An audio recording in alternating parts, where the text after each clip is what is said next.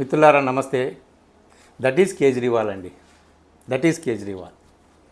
ఎందుకు మీరు ఈ పాటికి వినే ఉంటారు. ఢిల్లీలో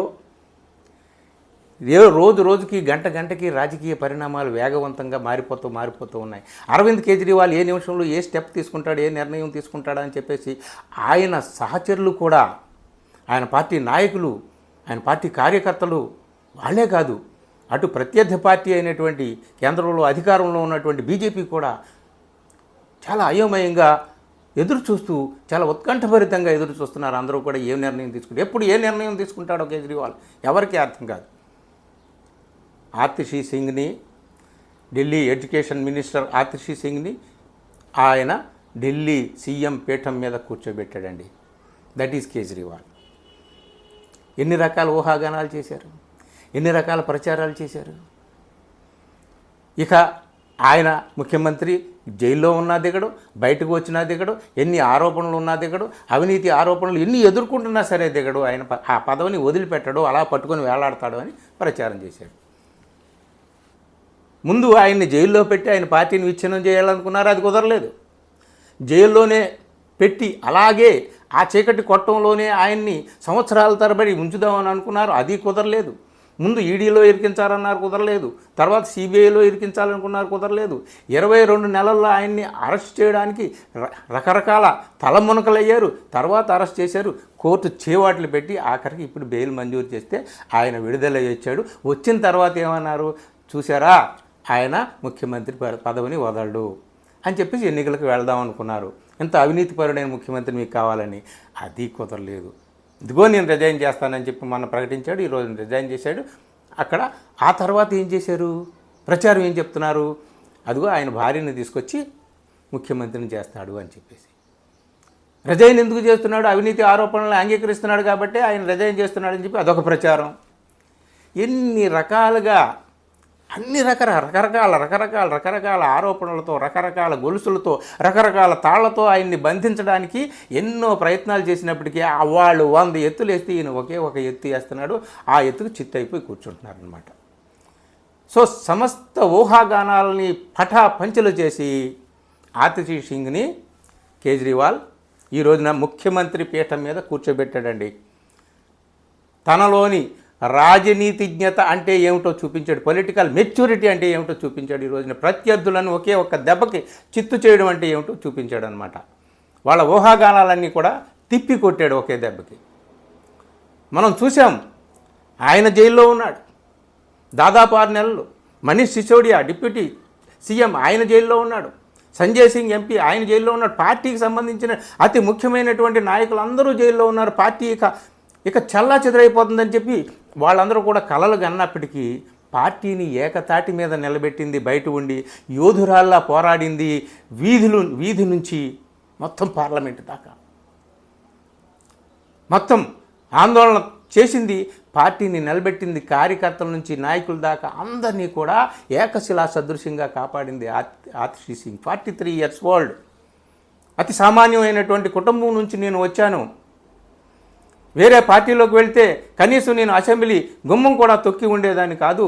ఈరోజు నన్ను మంత్రిని చేశాడు అరవింద్ కేజ్రీవాల్, నా బడే బాయ్, మేరా గురు అని అంది.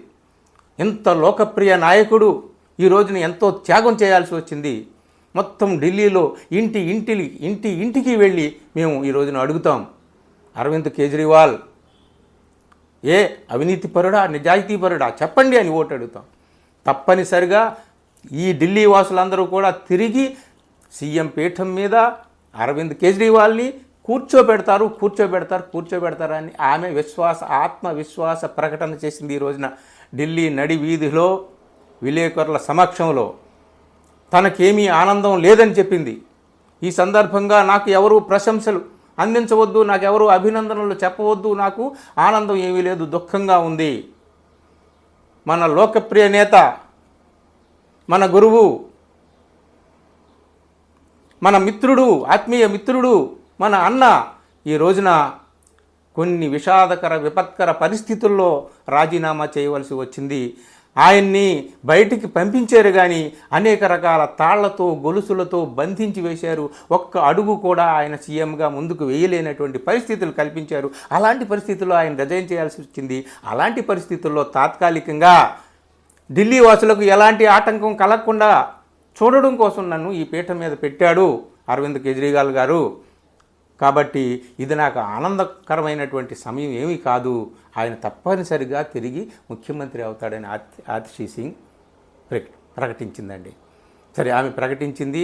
ఇదంతా తర్వాత జరిగేటటువంటి రాజకీయ పరిణామాలు, ఎన్నికలు జరుగుతాయి, గెలిపోవటములు అవి ఎలా ఉన్నప్పటికీ మిత్రులారా ఒకటే, ప్రత్యర్థి 100 ఎత్తులు వేసినా ఒకే ఒక ఎత్తుతో ఆ ఎత్తులన్నీ చిత్తు చేసేటటువంటి ప్రతిభా పాటవాలు ఉన్నవాడే ఈ రోజున ఈ ఇండియన్ పాలిటిక్స్లో, ఈ రాజకీయ వాతావరణంలో మనగలుగుతాడు.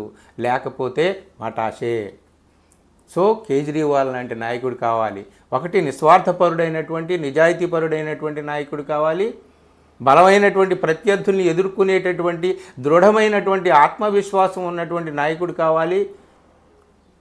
కార్యకర్తల నుంచి నాయకుల నుంచి అందరూ కూడా అచంచలమైనటువంటి విశ్వాసాన్ని తన పట్ల ఉంచగలిగినటువంటి గొప్ప ధైర్య సాహసాలు ఉన్నటువంటి ఒక ఆత్మీయమైనటువంటి నాయకుడు కావాలి.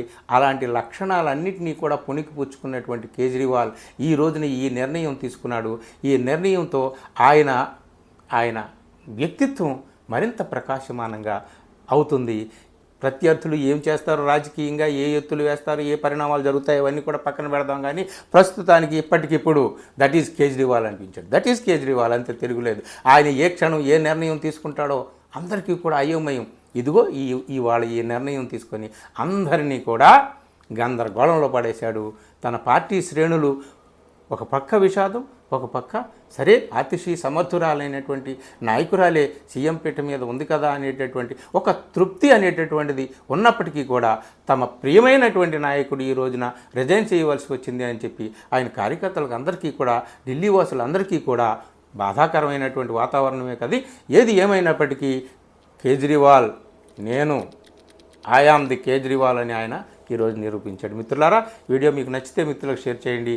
రేపు ఏ పరిణామాలు జరుగుతాయో చూద్దాం. ఎప్పటికప్పుడు అప్డేట్స్ ఇస్తూ ఉంటాను. Thank you very much. ఈ వీడియో నచ్చితే మిత్రులకు షేర్ చేయండి. నా ఛానల్ సబ్స్క్రైబ్ చేయండి. Thank you.